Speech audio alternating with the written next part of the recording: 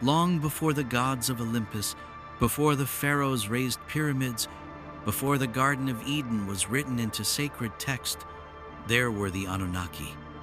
Their name echoes from the oldest clay tablets ever discovered, etched in cuneiform lines older than Abraham, older than Moses, older than history as we know it.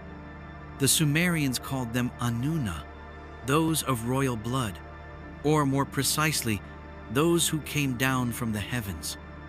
But who or what were they? To the priest scribes of Sumer, the Anunnaki were not myths. They were real, living presences, beings of immense power who descended from the skies to shape the world. They governed cities, dictated laws, raised temples, and most importantly, they altered the very fabric of humanity. In the Enuma Elish, the Babylonian creation epic, they appear as divine architects, locked in cosmic conflict, sculpting order from primordial chaos. From the blood of a slain god, humanity is born. But it is in the Atrahasis epic that a deeper, more haunting truth emerges. There the gods are not abstract. They labor, they mine, they toil upon the earth until they rebel. And in response, the higher gods create a solution, a new being, a worker, a vessel of flesh. Mankind, created not as a final miracle but as a means to serve. And it was Enki, the great sorcerer of the deep waters, who took up the task. He fashioned humans from clay infused with divine essence, part animal, part god, a hybrid, a bridge, a container. This is the first hint that the Anunnaki were not simply deities as we understand them. They were engineers of life, genetic architects, and their true legacy may not lie in stone tablets, but in our DNA. Enki and Enlil brothers and rivals formed the polarities of divine governance. Enki, the bringer of knowledge, patron of the underground and water. Enlil, the Sky Lord, commander of authority and law.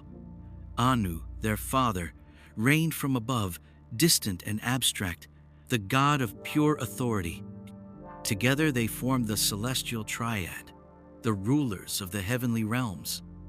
But these were not merely symbolic archetypes. The ancient texts describe them walking among men, living in temples, demanding offerings, engaging in councils. Kings traced their bloodlines to them. Cities bore their names.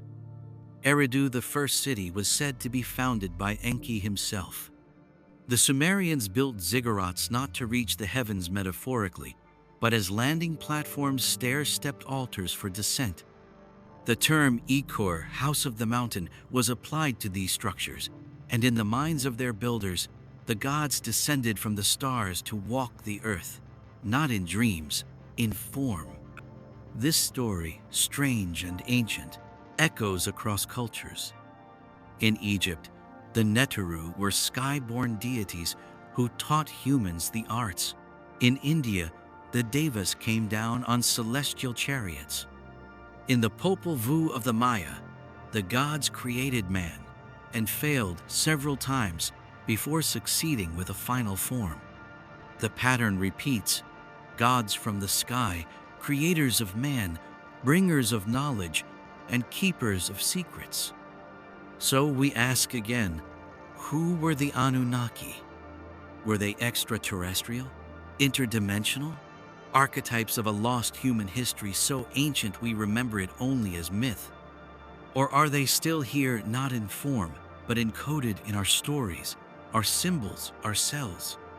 Because perhaps the greatest truth about the Anunnaki is not that they came from the stars, but that they planted the stars within us.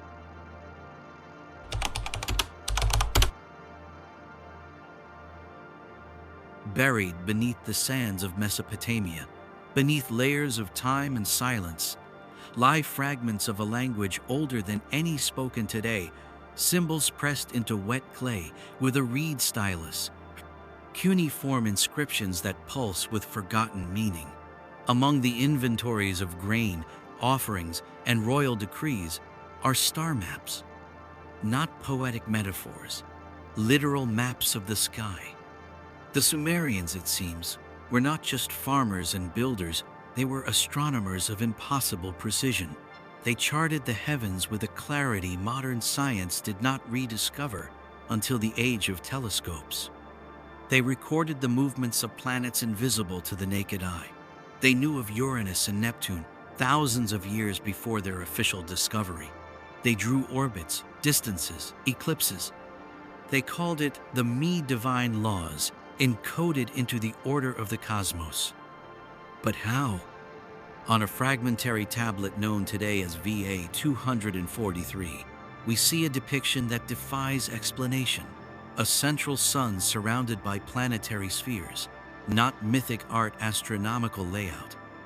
Some say it even shows an extraplanet one not on our current maps, a rogue world, a hidden one. They called it Nibiru. To the ancient Akkadians and Babylonians, Nibiru was the planet of crossing, a celestial body with an elongated orbit, periodically reappearing. Was it myth or memory? Some believe it was the home of the Anunnaki, the place from which they descended in an age before time was tracked. And perhaps the clay held the evidence. In temple libraries like those of Nineveh and Sippar, priests cataloged the skies nightly. They believed that every motion in the heavens was a message, that the stars were not random, but speaking. To them, astrology was not entertainment, it was divination, celestial language, an ancient internet of divine will and encoded law. But there is more. Their temples were aligned with astronomical precision. The great ziggurats pointed not merely upward but outward, toward fixed stars and rising constellations. Each tier, each angle, marked a phase of the moon, a passage of Venus, a ritual alignment with the equinox. These weren't just monuments, they were machines. Observatories tuned to the breath of the stars. The Sumerians believed that civilization itself was a gift from the heavens passed down by the Anunnaki. The knowledge of calendars, agriculture, writing, and geometry, all part of the divine me. But hidden within those gifts was something deeper, celestial law. The understanding that what happened in the sky was not separate from what happened on earth. It was the source of it.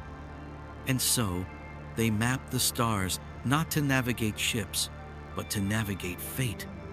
Even the myths reflect this obsession. The gods themselves were celestial.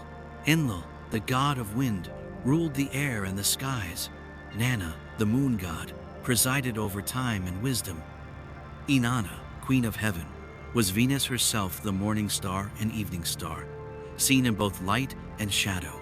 The heavens were populated, not just by stars, but by beings, each planet a throne, each motion a message. Modern scholars dismiss much of this as symbolic, ritualistic, or exaggerated. But how do we explain their astronomical knowledge? How did they know the precise cycles of planets that take decades, even centuries, to track? Why did they encode these patterns into myths, rituals, and architecture? And more curiously, why did almost every ancient civilization do the same? Across the ocean, the Maya built pyramids to mirror the cosmos. In Egypt, the Great Pyramid aligns perfectly with Orion's belt.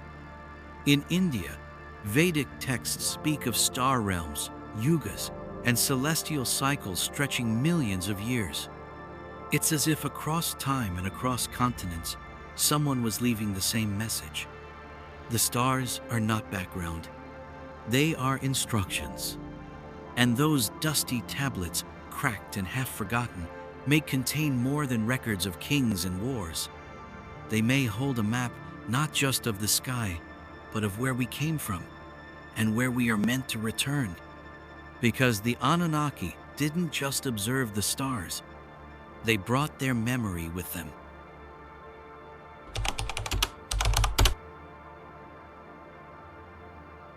There is a language that predates speech. It does not belong to any one nation or tongue. It is written in geometry, vibration, number, and light. It moves through cycles and symmetry, carved into the heavens and reflected in the bones of the earth. The ancients did not merely gaze at the stars, they read them. Because behind every myth, every god, every sacred site was a code, a celestial code. The Anunnaki, if the old tablets are to be believed, were not just beings of flesh and form, they were keepers of this code. They moved by its laws. They built with it. And some say they embedded it directly into the framework of humanity. But what is the code? It begins with numbers. The sacred Sumerian sexagesimal system based on 60 is no accident. It gives us 360 degrees in a circle, 60 seconds in a minute, 12 signs in the zodiac, and mathematical harmonies that echo across music, time, and space. The ancients saw in numbers not quantities, but qualities, divine principles, and certain numbers repeated endlessly. Asterisk 12. The zodiac, the tribes, the months, the gods. Asterisk 7. The planets of classical astrology, the heavens, the stages of initiation. Asterisk 3. The trinity of spirit, soul, and matter of heaven, earth, and the underworld. Asterisk 33. The number of vertebrae in the human spine, the degrees of spiritual initiation, the ladder to the divine. These were not coincidences. They were keys. In Sumerian myth, the Mi divine decrees are a kind of cosmic software controlling both nature and culture. Enki, the keeper of the Mi, distributes them to gods and kings. But they are more than instructions, they are patterns, codes, like seed formulas for how reality unfolds. And the stars? They are the storage system. The constellations carefully charted by the Anunnaki were not just celestial markers. They were glyphs, each one a gate, each one vibrating with its own essence. Orion the hunter, the gate of Osiris. The Pleiades, the seven sisters, tied to creation myths across the planet. Sirius, the blazing star, said to be the origin of divine knowledge in Egypt and Sumer alike. In ancient Mesopotamian texts, the motions of these stars were tracked with divine seriousness. Rituals were aligned to them. Festivals followed their rise and fall. But some researchers believe this devotion had a hidden purpose: to keep humanity in sync with something greater, a universal rhythm, a cosmic clock. Because the code doesn't just describe the heavens, it activates something within us. The Hermetic maxim says, "As above, so below," but it is not just poetic, it is literal. The stars move, and so do we. The planets shift, and consciousness shifts with them.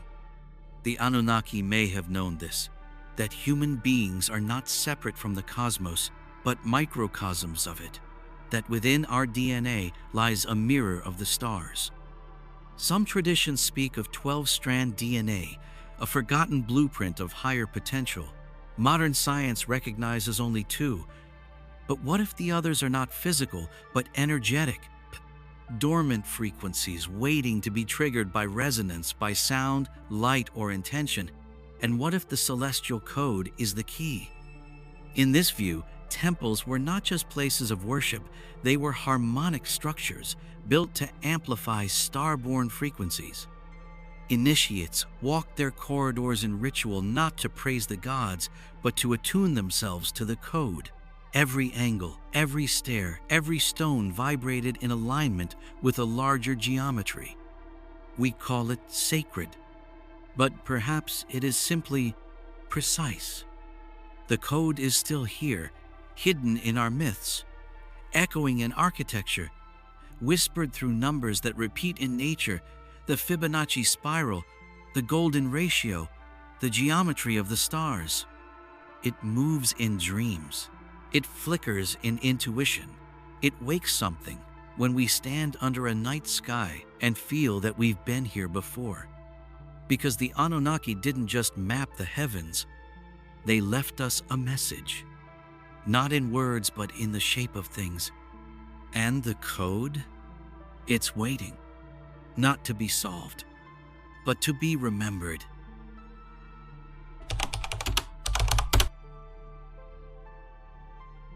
If the myths are to be believed, truly believed, then humanity was not a random occurrence. We were not the slow product of chance evolution, nor the final act of divine whim. We were engineered. And the architect? His name was Enki. Among the Anunnaki, Enki was different. Where others ruled with fire or command, he moved like water flowing, shaping, adapting.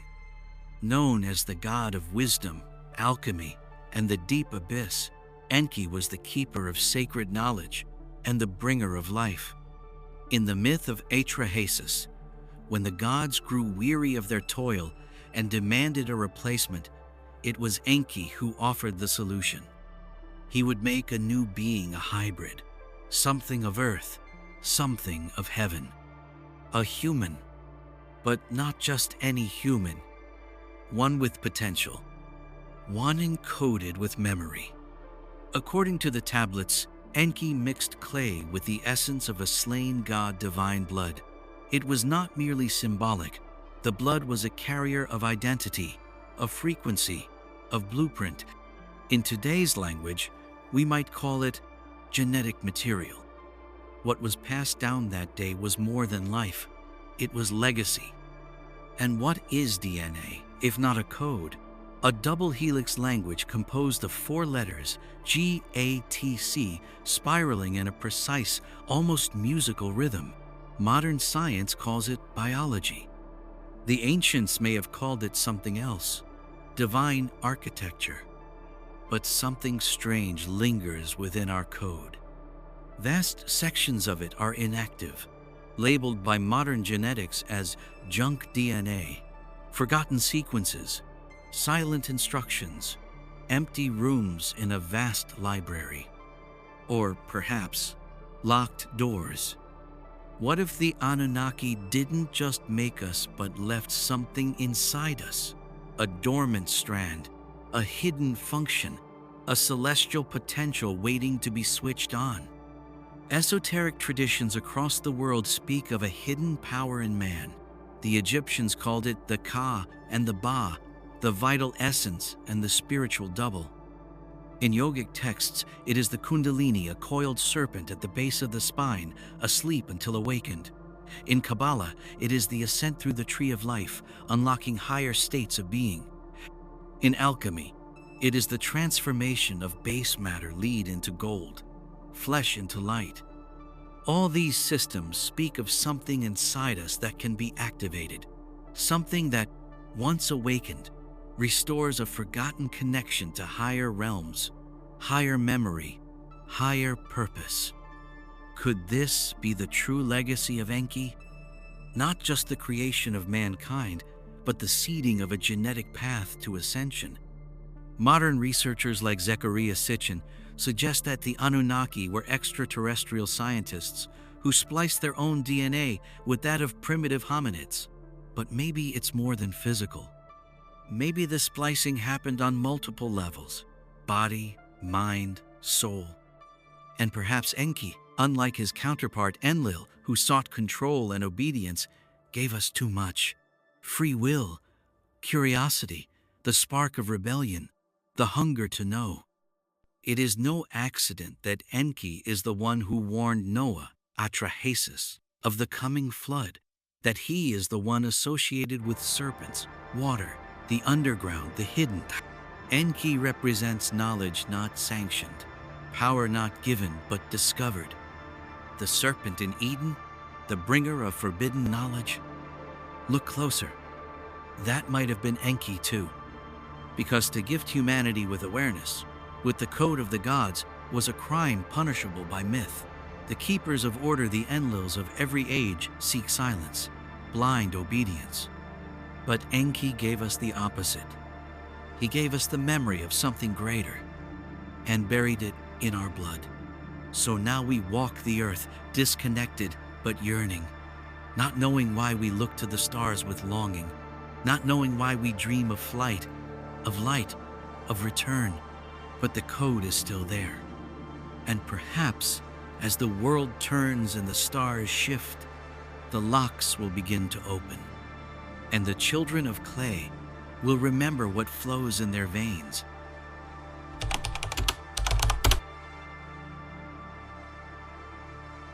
Scattered across the earth, in jungles and deserts, atop mountains and deep beneath the soil, lie ancient structures whose true purpose has never been fully explained.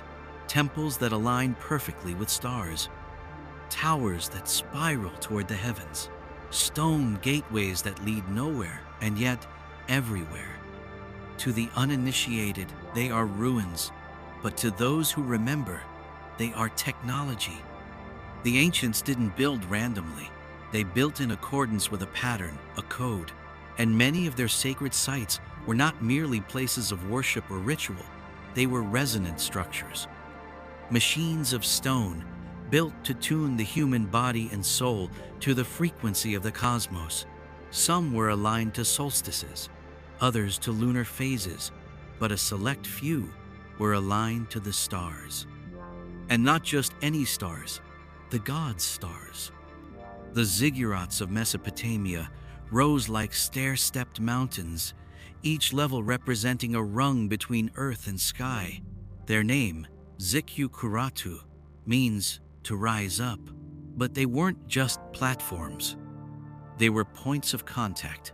In the myths, they were where the gods descended, landing pads for the Anunnaki, portals for dimensional exchange.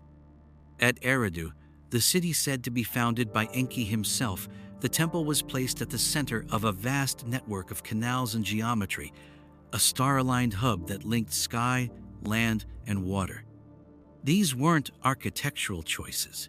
They were symbolic blueprints reflecting cosmic order on Earth. And the great pyramids of Egypt, aligned precisely to Orion's belt, the constellation associated with Osiris, the dying and resurrected god. Their shafts point to stars. Their dimensions encode the Earth, the moon, and even the speed of light. Was it just coincidence? Or were these monuments built as interfaces, star-linked transmitters, tuning Earth's energy field with something far beyond? Many traditions speak of stargates, doorways between worlds, not made of metal, but of frequency. They open not with keys, but with vibration, sound, light, intention. And the temples? They were the keypads. Ancient Vedic texts describe Vimana's flying craft used by the gods, but they didn't launch from runways. They emerged from sacred sites. In the Ramayana and Mahabharata, certain cities are described as sky cities, reachable only by divine permission or specific rituals. In South America, the mysterious Puerta de Hayumarca, the Gate of the Gods, is a massive carved doorway into solid rock. According to legend, it's a portal that once allowed a priest to vanish into another realm using a golden disc. Similar doorways appear across Peru, Bolivia, and Easter Island, perfectly carved, aligned to solstices, seemingly built for non-physical travel. Because travel wasn't always about motion, the Anunnaki and the priest kings who followed their ways may have known that the soul could move if the conditions were right. The temples acted as tuning chambers, the towers as antennae, the gateways as interfaces, the rituals, the chanting, the alignment, all of it was part of a system designed to bring human consciousness into contact with the celestial code. And once that resonance was achieved, the gate opened, not outward, inward, because true stargates don't lead to other planets. They lead to other dimensions, other states of awareness, other frequencies of existence. And the Anunnaki, if the stories hold truth, used these gates to come and go, to move between realms, to guide, to rule, to plant knowledge, and then withdraw. And maybe they still do, Because the structures remain.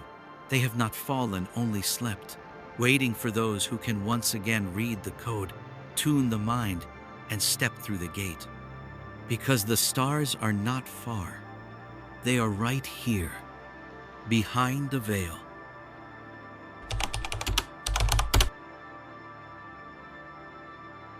There was a time when the sky spoke, when temples pulsed with resonance, and man knew the stars not as distant fires, but as family. The code was alive, flowing through stone, song, and blood. The Anunnaki walked among us, or so the stories say, not as myths, but as presences. The gods taught, the priests remembered. The world was not divided, it was one. And then, something changed. The code was forgotten. No single cataclysm marks its disappearance. It faded, like the echo of a bell once rung. Over time, the resonance slipped from the stones. The rituals lost their meaning.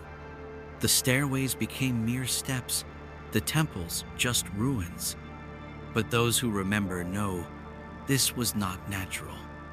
It was engineered. In the myths, the gods withdrew. Enlil, angered by human disobedience, sent the great flood.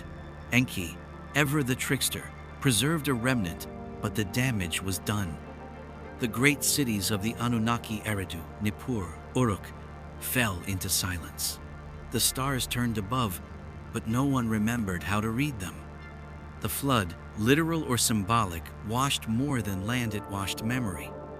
The priests were replaced by kings, the kings by warlords. The wisdom became law, the law became power, and power fears only one thing: knowledge. So, the temples were closed, the mystery schools scattered, the sacred texts burned. Alexandria, where scrolls from Sumer, Egypt, India, and beyond were gathered, was turned to ash. Entire lineages of initiates were wiped out, names changed, symbols inverted, truth hidden in plain sight. The code was not destroyed, it was buried, and humanity forgot. We forgot why we look up at the stars with longing. We forgot the meaning of the sacred numbers 3, 7, 12, 33. We forgot that sound can heal, that geometry can align the soul, that our bodies are temples and our DNA a scroll. We began to believe the stars were silent, that the gods were never real, but the echoes never fully died. They remained in symbols, in language, in dream. The serpent that winds through myth, the twin pillars at the gates of temples, the great flood, the forbidden fruit, the fall from light. These are not separate stories. They are pages of the same book. Even our myths about forgetting our memories. Prometheus punished for giving fire, Enki punished for gifting knowledge, the serpent demonized for opening the eye. The gods feared not humanity's darkness, but its potential, because within each of us still lies a fragment of the celestial code. And the Great Fall was not just historical, it was internal, a descent from higher mind to lower impulse, from resonance to noise, from being in tune with the cosmos to being lost in it. But what was forgotten can be remembered. And that is what terrifies those who rule through ignorance. Because if even a few begin to awaken to feel the old code stir, the system built on forgetting begins to fracture. The matrix shakes, the stars pulse louder, the gates shimmer again, and the children of dust begin to remember the stars in their blood.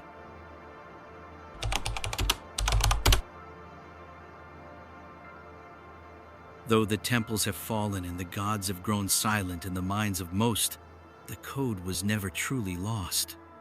It echoes faint but persistent through the hidden corridors of modern culture, science, and spirit. It reappears in symbols we see but do not recognize, in rituals we perform without understanding, and in the quiet inner knowing that whispers, "This is not all there is." You can see it in our obsession with the stars. Though we no longer align temples to Sirius or Orion, we still gaze upward. Now we call it astronomy, astrophysics. We map galaxies, measure redshifts, send probes to distant worlds. But beneath the data, the same longing remains, the search for our origin, for our home. We study DNA, breaking it down into ever smaller components, trying to decode its mysteries. Yet even modern geneticists admit vast portions of it lie dormant, unexplained. Junk, they say. Forgotten code, some say. A sleeping library of what we once were or could become again. And then there are the symbols. The all-seeing eye, the serpent, the pine cone, the twin pillars, the flower of life.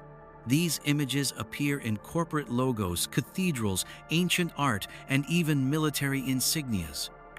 Repeated, mirrored, hidden in plain sight. But what are they? Decorative patterns or encrypted reminders? Even the architecture of power mimics the ancient world. Capitol buildings crowned with domes like ziggurats, obelisks in city centers, hidden numerology in street grids and monuments. The ancient design language still lingers not as homage, but as possession. The code has been co-opted, not erased. And in the shadows, some remember. Secret societies, heirs to the mystery traditions, continue to pass on fragments of the knowledge, the Masonic degrees, the Rosicrucian manifestos, the alchemical tracts of old. Not allegory, but instruction. Symbolic systems hiding star maps, energy diagrams, initiatory processes. Echoes of the Anunnaki's teachings distorted, partial, but still potent. And now, in the digital age, the code reawakens in a new form.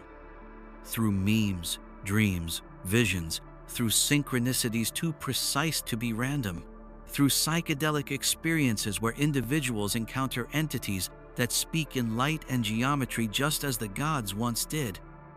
Through near-death experiences where souls describe tunnels of light, councils of beings, the sensation of remembering something ancient. Even in popular media, the story repeats itself. From ancient astronaut theories to sci-fi epics, we retell the same myth. Gods from the stars, genetic manipulation, lost civilizations, hidden knowledge. Why do these stories resonate so deeply? Because they're not fiction. They're fractured memory. And now the code is resurfacing in those who are ready to hear it. Artists, mystics, scientists, wanderers, people awakening not through doctrine, but through direct experience. Feeling a pull they can't name, seeing patterns others dismiss, speaking a language they never learned, but somehow know. The celestial code was never meant to be understood by the mind alone. It is activated by presence, by resonance, by alignment. It doesn't just return through books. It returns through you. The ones who hear the call, who feel the old stars burning again behind their eyes, are the living temples, the gates. Because the code is not behind us. It's beneath the surface, humming, waiting for the frequency to match. And when it does, the gods may not return from the sky. They may awaken through us.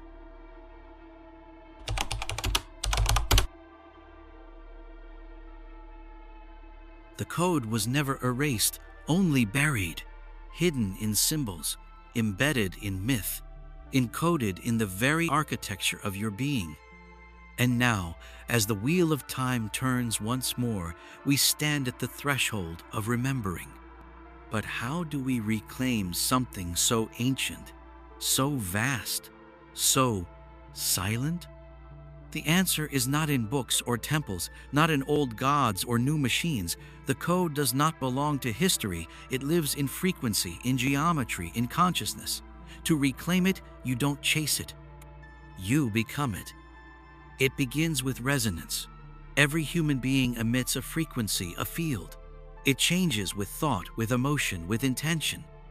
When aligned with the earth, with the stars, with your inner truth, your field becomes a tuning fork, and the code, dormant in your DNA and in the universe around you, responds. Meditation is not ritual, it is recalibration. Sacred sound, chanting, drumming, harmonics is not decoration, it is activation. It vibrates the cells, awakens memory in water and bone.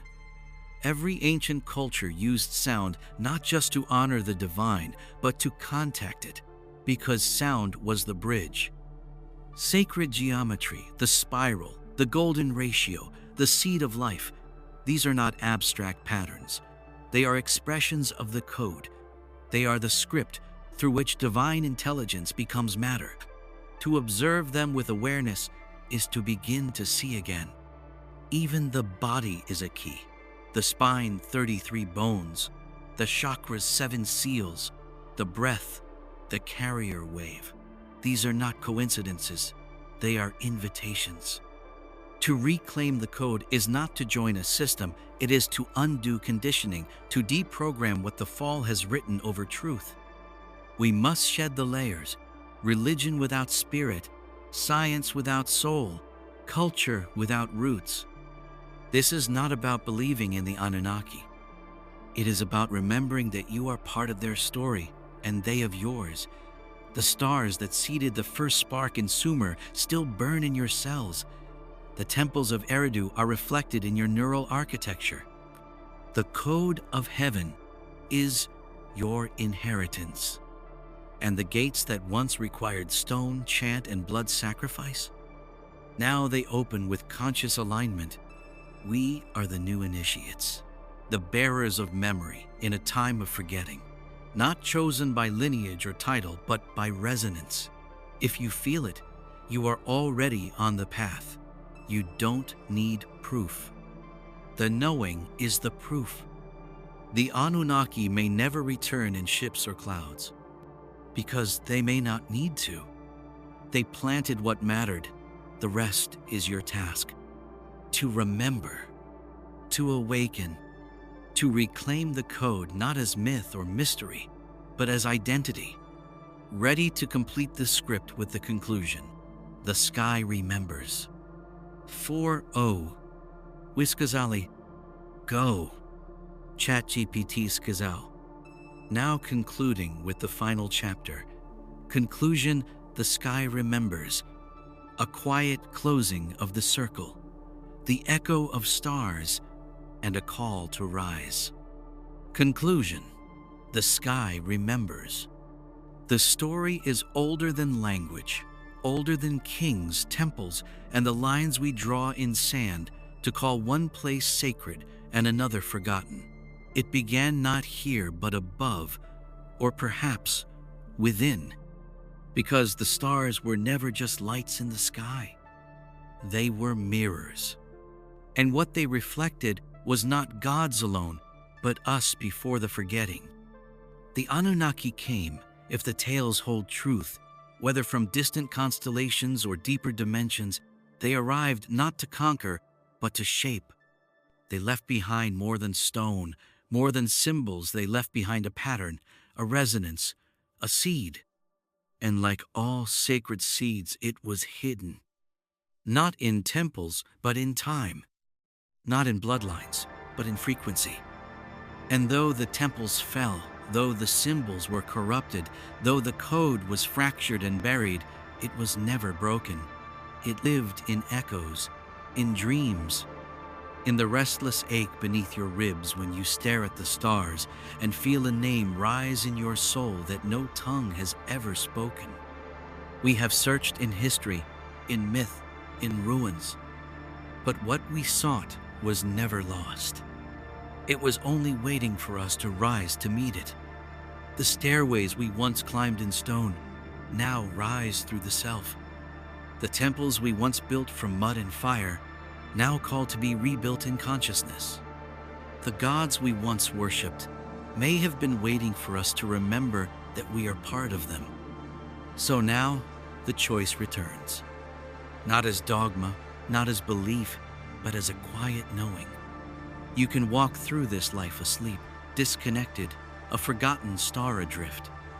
Or you can remember the code, reclaim it, live it.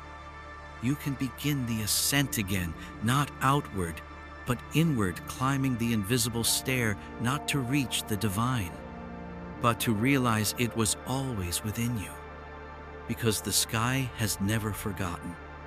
And now, perhaps, neither will you.